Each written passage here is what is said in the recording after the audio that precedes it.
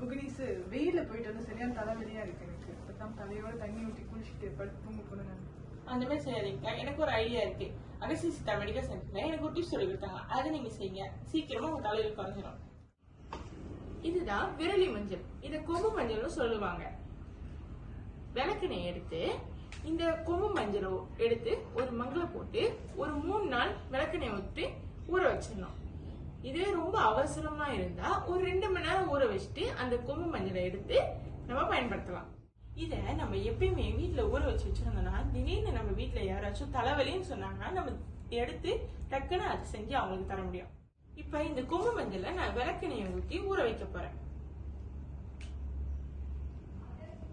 இதை நம்ம 2 மணி நேரம் கழிச்சு நம்ம அக்கா கிட்ட கொடுக்கலாம்.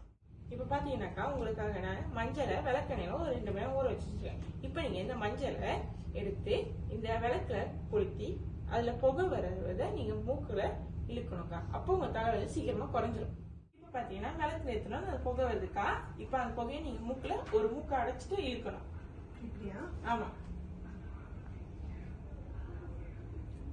இப்ப பாத்தீங்கன்னா அவங்க முக ரியாக்ஷன் பாத்தீங்கன்னா மாறுது. ஏன்னா அந்த புகை உள்ள போகும்போது அவங்க மண்ணுக்குள்ள சுருன்னு இருக்கிறதுனால அந்த முக ரியாக்ஷன் மாறுது. இதே மாதிரி நம்ம செய்யறதுனால மூக்குல உள்ள செதை வளர்ந்தது, சளி மண்டையில கோத்துருந்தா சீக்கிரமா நல்லா ஆக்கும்.